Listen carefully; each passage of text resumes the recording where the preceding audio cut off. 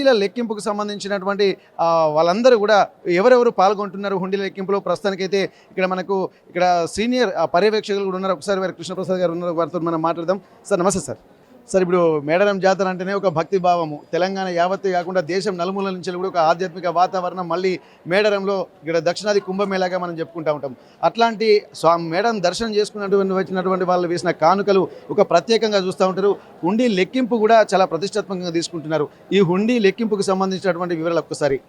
సమ్మక్క సారమ్మ జాతర గత నెల 28వ తారీఖు 29, 30, 31 బాగా వైభవంగా జరిగింది. ఎవరైతే సమ్మక్క సారమ్మ అమ్మవారి దర్శనానికి వచ్చారో వాళ్ళంతా మొక్కులు చెల్లించుకోవడం జరుగుతుంది. సో దాంట్లో భాగంగానే ఈసారి కూడా హుండీ లెక్కింపు అనేది మన ఈరోజు నుంచి ఆ ప్రక్రియ మొదలుపెట్టినాము. అయితే ఇవన్నీ కూడా కంటిన్యూ దాదాపు 800 చిల్లర హుండీలు ఉన్నాయి కాబట్టి ఇది లెక్కింపు మన ఎండోమెంట్స్ డెప్యుటేషన్ స్టాఫ్ తర్వాత వాలంటీర్ ఆర్గనైజేషన్స్ ఆధ్వర్యంలో ఈ లెక్కింపు కొనసాగుతుంది.